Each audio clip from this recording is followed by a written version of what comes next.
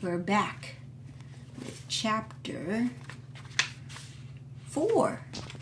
We're taking a break from editing for the rest of this day as well. Nothing is confidential. I was sitting at my desk on Friday, February 23rd, when a colleague stepped into my office and looked at me incredulously.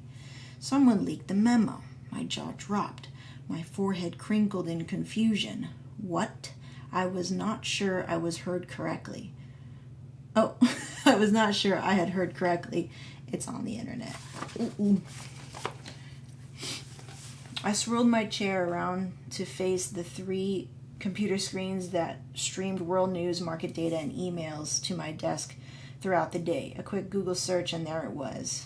The commoditization of the Starbucks experience. On a gossip website for anyone to see, investors, competitors, journalists, Starbucks partners, staring at the screen, I was speechless. Not because my criticisms were now public. What upset me, what felt like a blow to my gut, was the leak. I could not imagine who would do such a thing. It was nothing less than a betrayal. In my life, I place enormous value on loyalty and trust. It is intrinsic to my personal relationships and to the integrity of our company's culture, essential to how we conduct business with one another and our customers. And while Starbucks is not perfect, nor am I, and the people may disagree with some of our choices, we make it our business to uphold that trust. Yes. And we make amends if we fail. Yeah, trust. Unlike other brands, Starbucks was not built through marketing and traditional advertising. We succeed by creating an experience that comes to life in large part because of how we treat our people, how we treat our farmers, our customers, and how we give back to communities.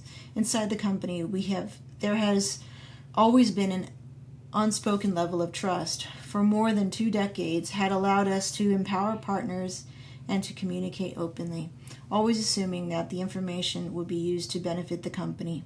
Disloyalty was not part of our moral fabric.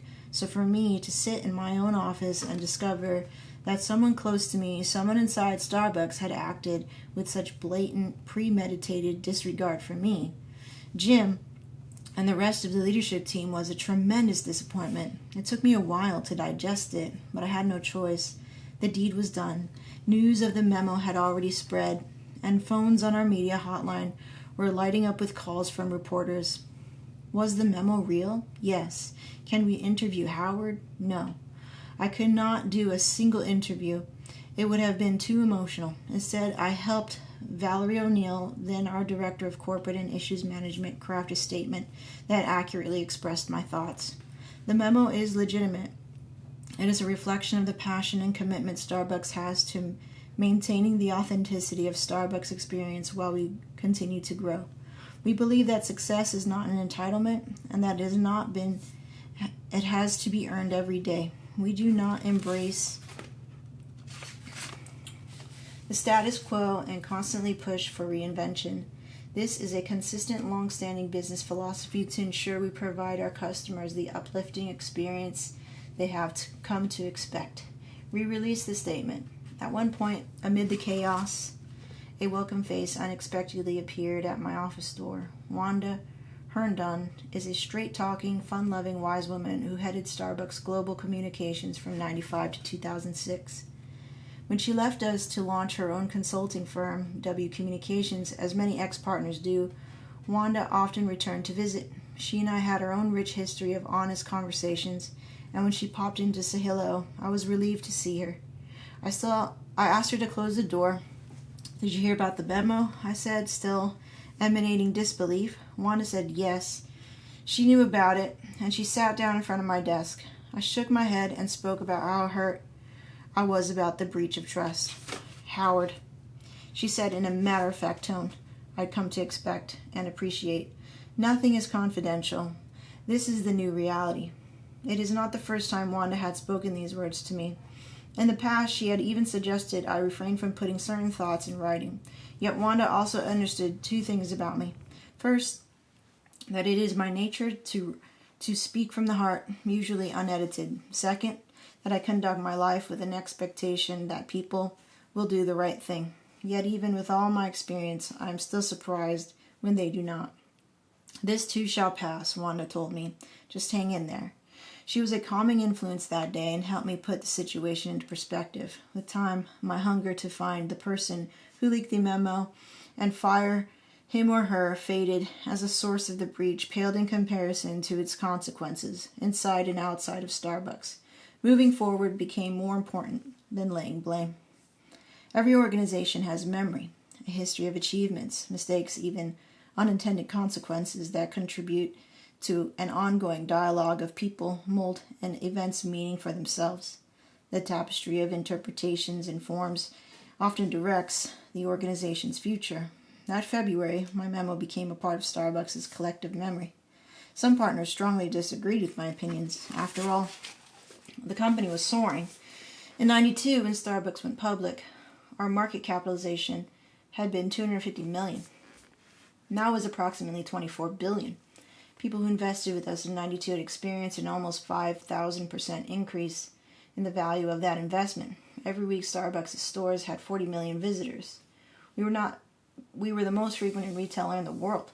Why complain? Some muttered behind closed doors. Other partners, even those who shared my concerns, could not help but feel confused or insulted because they had worked so hard to make the company better and meet our growth goals, the very growth goals that I had championed. Weren't we just doing our jobs? They wanted to know. Then there were partners who saw the memo as nothing new, just another one of Howard's impassioned commentaries. But there was also a great deal of talk among partners that I was right, that a dirty family secret had finally been aired, a secret that could no longer be ignored. Topics that had been taboo, such as our myopic push for efficient, rapid growth at the expense of the Starbucks experience, were suddenly open for discussion. It was as if the collective sigh of relief rippled through the corridors. As people at our Seattle support center, our name for Starbucks' headquarters, and in our stores interpreted my words, I had to reconcile my own emotions. I worried that Jim may have felt personally attacked, as if I had publicly reviewed his job performance. Assigning fault was never my intent, publicly or privately. I was as culpable as anyone for the direction we were headed in. Plus, I had tremendous affection for Jim. Despite our differences, I wanted him to win and succeed, and after the leak, I apologized to him for any embarrassment the memo may have caused him. Unfortunately, maybe inevitably, the leaked memo further complicated our relationship, widening the rift between us. And in the months that followed, more partners emailed me and approached me in confidence to share their own concerns about the company. Others purposely avoided me, discounting me as little more than a cranky former chief executive who had lost touch with the business. Still there. Okay. Neither of these situations was good for Starbucks. Outside the company, the memo continued to take on a life of its own.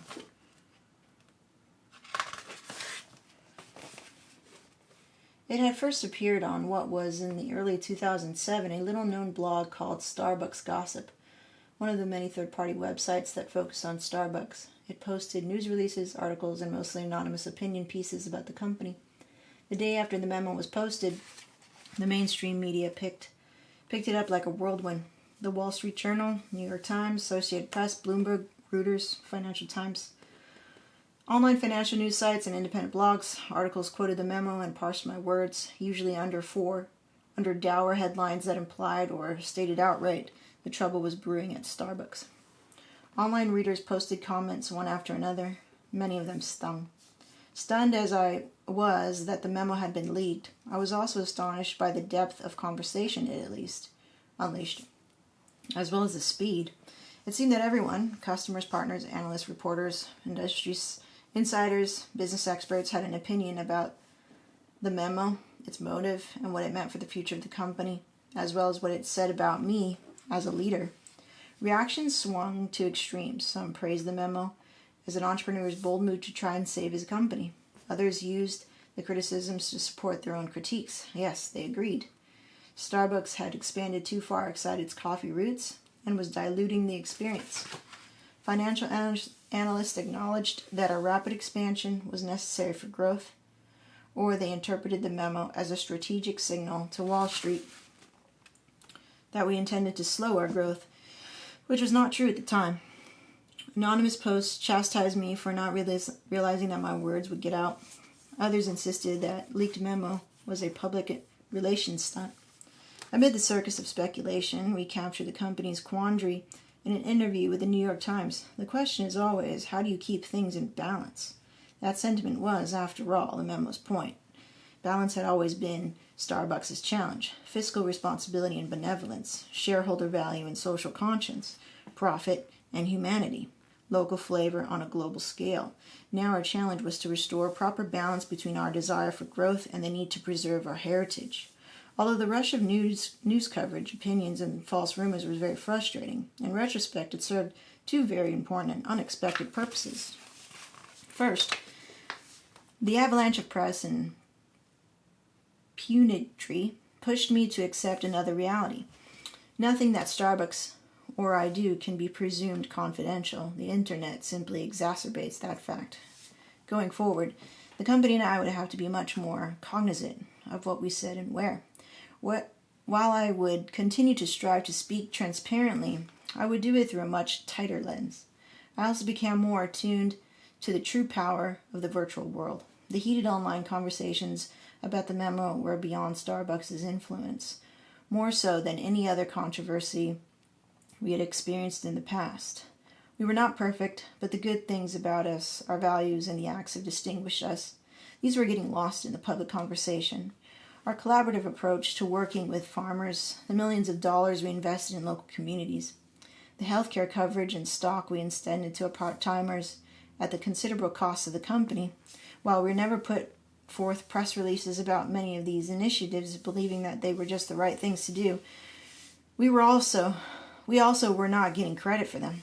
It was clear Starbucks did not have the tools to participate in the online debates on a scale that would make much of a difference. Our website, with its beautifully designed pages that described our coffee and provided news and financial data, was primarily a one-way dialogue, inadequate in the digital age. Starbucks had no interactive presence online, no way to speak up quickly on our own behalf, to talk directly to customers, investors, as well as partners, or let them talk directly to us, to remind people of what we stood for. In short, we were losing control of our story, in the stores as well as in the world. I also began to reflect on new behaviors I was witnessing in the stores, as well as in my own home, with 2 teenage kids, the increasing number of young people on laptops and cell phone talking, texting, exchanging photos, downloading music, and watching videos, TV shows, and movies. Personally, I was no technophobe, just tactile.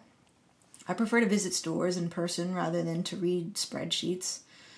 I like the feel of a pen between my fingers rather than a keyboard beneath my hands, and I always try to meet people face to face and see their eyes instead of just hearing their voices. But other than using email and reading the news, I was not as tied to a computer or a BlackBerry as so many others were.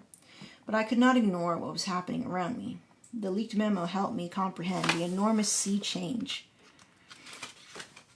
occurring and how information was flowing, as well as what was being communicated. Technology was redefining the nature of relationships and how people spend their time. This fundamental societal shift was affecting the psyche of our own people and our customers, but not until the memo leaked did it affect me. And none too soon. Only a week before I had handwritten a memo, Apple introduced its first iPhone. 4 months earlier, in 2006, Google bought YouTube for a reported $1.2 billion in stock. Woo! And 5 months earlier, a website called Facebook officially invited anyone over the age of 13, not just to select groups, but to join its social network. The times were changing. With and without Starbucks, I knew we could no longer tell our story in only our stores. I sensed a second challenge on the horizon. In addition to tackling mounting problems inside our company, we also had to innovate in a digital domain, to discover new ways to reach out and be relevant to consumers. I was not sure exactly where to begin, but we had to do something. Companies pay a price when their leaders ignore things that may be fracturing their foundation. Starbucks was no different. The memo's content was never intended to be public, but once it was, I did not view writing it as a mistake. Every thought I expressed came from a place of love. My critiques were honest expressions born of my passion for Starbucks and my deep desire to push for reinvention and self-renewal. Especially at the time, we were still winning and our shortcomings had yet to become liabilities. I had written hundreds of memos during my 26 years at the company, and I had shared a common thread. They were about self-examination and the pursuit of excellence and the willingness not to embrace the status quo. This is a cornerstone of my leadership philosophy. Starbucks is in the business of exceeding expectations. That means we have to admit it when we are not as good as we think we should be. My role, my duty, is to initiate that discussion, to challenge us, as well as myself, to be better, especially when we are knocking the cover off the ball. Our partners trust me to do so. Only by not speaking from my heart do I betray that trust. Okay, so pretty telling chapter for this chapter 4. In my experience, being a leader, and even though you're bringing in money and you're quote-unquote successful, and you can really, like Howard was saying, how do you define that success? Are we doing this the way that we should be doing it, or are we just doing it at the expense of efficiency? I definitely have a lot of experience with that sort of imbalance that can happen. But there's something pretty cool that I'm learning from this chapter, and I think from friends, and I think when you ask this question is, what am I doing this for? With anything that you do, this was pretty cool. I learned something yesterday about how to create a short film documentary, and my friend and teammate was saying, whenever you have a question, you just go back to these keywords that you have created for the direction that you want to go. You have this focus. For example, keywords about this documentary that I want to create about the wedding industry is humanity, passion, and education. So these three things, these three kind of values can really, whenever I have a question about what decision I need to make about anything really, be it what camera angle, what questions to ask and things like that, as long as they come back and fulfill these keywords, this focus of education, passion, and humanity, then I'm good. And it sounds like with Howard, he was talking about, there's so much that we can do with Starbucks, and it's not that we haven't done a good job, but we're not doing this in the way of what he was defining as the true Starbucks experience. So with many things in life, it looks like and sounds like kind of like always coming back to your core values, what are you really trying to do? What is your real message? Where is this really coming from? And things like, buying a big house, or moving to the fancy city, or buying the fancy car, or whatever. Some of these extraneous external things that, quote unquote, don't really matter in the whole scheme of things, can distract you, can be time suck, can pull you from your original goals, basically. So very good chapter, very important lesson to learn there. No coffee today because I already had 2 cups. I'm just resting my neck because I've been editing all day, and it is a great time to take a break and read this. Today we finished chapter 4. Next time, chapter 5, called Magic. See you next time. Bye.